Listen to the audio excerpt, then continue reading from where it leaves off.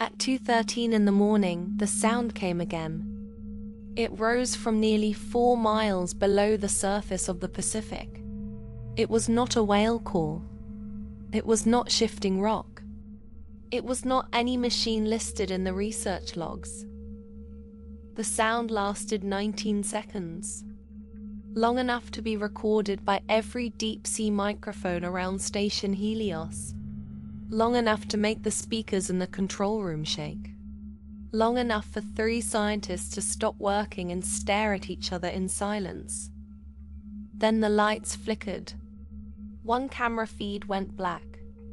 A second later, another feed disappeared. Then the submersible drifted off the monitor.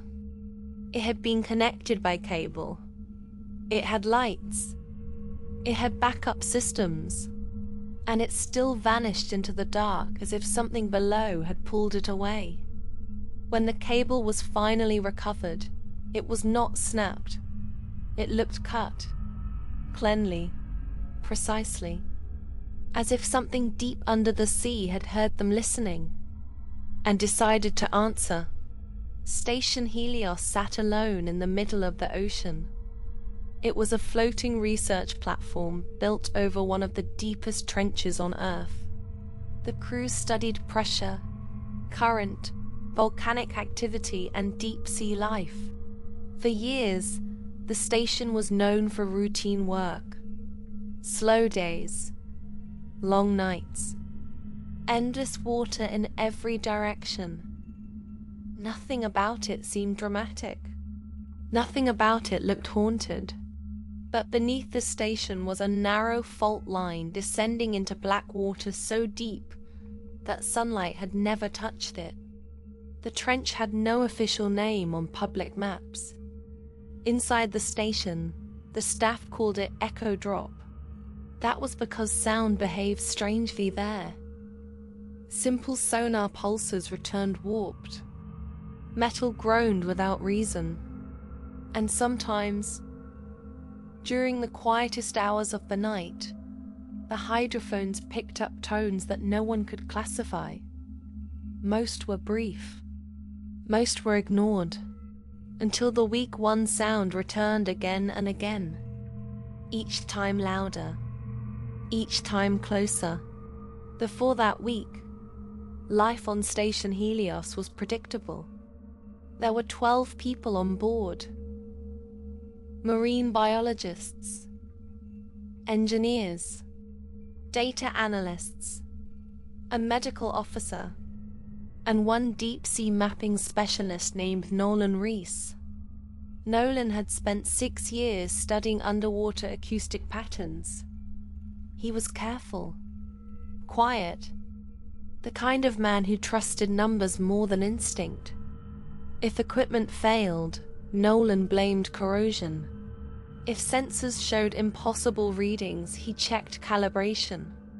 He did not believe in sea legends. He did not believe in monsters. He believed every sound had a source. Every pattern had a cause. His job was simple: record the ocean. Separate natural noise from artificial noise. Catalogue everything. And move on. At first, the strange signal was just another problem to solve. It appeared as a low, rising vibration with a second tone hidden beneath it. Not random. Not fully mechanical. It had rhythm. Almost like a pulse. Nolan tagged it as unknown and began comparing it to old recordings. That was when he noticed something unsettling. The same sound had appeared once before. 3 years earlier. During another expedition, on the same date, at almost the same hour. In that earlier mission, one unmanned probe had also been lost. The report blamed a cable malfunction. The file was short, too short. Nolan kept reading and found that 2 pages were missing. The final dive began on a Thursday night. The sea was calm. The wind was light. Nothing on the surface suggested danger. The crew lowered a new submersible called Orpheus 9. It was smaller than a crewed vessel, built for extreme depth, loaded with cameras, sonar, and sample arms. Its task was simple: descend into echo drop, locate the source of the signal, return with visual proof. At first, everything worked. The submersible passed 2,000 feet, then 8,000, then 15,000. The cameras showed drifting particles and pale creatures moving through the dark like scraps of skin. At 21,000 feet, sonar began to distort. The trench walls looked wrong. Not rough and broken. Too smooth. Too curved. As if part of the stone had been shaped. Then the signal returned. Not through the hydrophones this time. Through Orpheus 9 itself. The sub's internal audio system picked up a deep vibration from outside the hull. A slow tremor. 3 beats. Pause. 3 beats. Pause. Again. Again. The camera pointed down. The lights cut through a cloud of sediment. And for 1 second, the feed showed something pale below. A huge arc.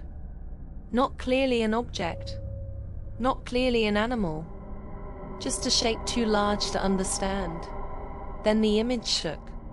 A burst of static covered the screen. The control room heard a sharp metallic scream through the speakers. And Orpheus 9 vanished from every monitor at once. The cable tension dropped instantly. No warning. No distress signal, nothing. Just darkness. Recovery began before sunrise. The crew pulled up the cable in sections. Everyone expected frayed metal, crushed fiber, evidence of pressure failure. Instead, the end of the cable came up clean, flat, severed in a way that made no sense at that depth. No known marine animal could do it. No current pattern could explain it. No part of the submersible was ever found. Nolan reviewed the final video frame by frame. Most of it was static and sediment, but hidden in the interference were details no one could explain. A reflection moved across the camera lens before the feed cut. Not like a fish, not like debris. It passed too slowly, too close, and in the audio file, beneath the main signal, Nolan isolated another sound. A faint repeating click, evenly spaced, almost like counting. He checked the station records again. 3 years earlier, a lost probe had failed after detecting the same sound. 6 years earlier, a weather buoy near the trench reported strange vibration damage before disappearing in calm water. 9 years earlier, a private survey vessel left the area after recording repeating subsurface resonance and refusing to return. The pattern was buried in old documents, ignored, renamed, forgotten, but it was there. Every 3 years, the same week, the same sound, and now another machine was gone. The deeper Nolan looked, the stranger it became. The final depth reading from Orpheus 9 was impossible. It showed the sub descending below the mapped floor of the trench. Not by a few feet, by nearly 700. As if there had been an opening beneath the bottom. A hollow place no one had charted. Then there were the maintenance reports. For months, Station metal near the lower deck had been vibrating between 2 o'clock and 2:20 a.m. No storm activity, no engine faults, just brief shaking with no source. The medical officer reported that 2 crew members had complained of the same dream after hearing the signal. A distant humming, black water, and a round opening far below them. Even more disturbing was the old map Nolan found sealed in a storage locker. It was from the station's construction phase. On it, the trench was marked with a note in faded ink. Acoustic anomaly zone. Recommended relocation. The note had been crossed out. No signature. No explanation. That night, while reviewing the hydrophone logs alone, Nolan noticed one last detail. The signal had changed. The rhythm was no longer 3 beats and a pause. Now it was 4, as if something had adjusted, as if it knew they were still listening. The official explanation was geological. According to the final report, the trench contained rare tectonic movement. Pressure shifts deep in the crust may have created a resonance effect. That resonance may have damaged Orpheus 9 and severed the cable against exposed rock. It was neat, scientific, and incomplete. A second theory came from the engineering team. They believed something artificial was buried below the trench floor. Perhaps old military equipment. Perhaps a forgotten sensor array from decades ago. Something dormant. Something activated by sound. That could explain the pattern, the precision, the repeating cycle every 3 years. But no government claimed ownership, and no records matched the depth. Nolan kept a third theory to himself. He never wrote it in the report. He never said it aloud. But in his private notes, he described the signal as responsive, not generated, returned. He believed they had not discovered a sound. He believed they had triggered one, as though echo drop was not simply producing noise, as though something deep below was reacting to their presence. Listening, measuring, waiting. 3 days later, Nolan disappeared. There was no storm, no alarm, no witness. He was last seen in the control room just after 2 a.m. The hydrophone system had activated on its own. The signal had returned, louder than ever.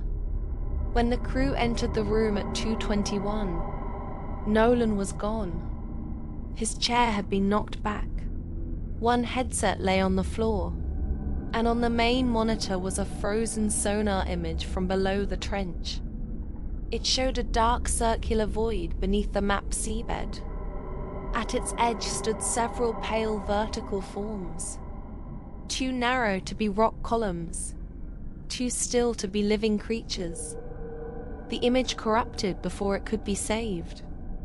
Nolan's keycard was found later on the lower deck beside the emergency lift, wet, covered in a thin grey film that did not match seawater, oil, or anything in the station lab.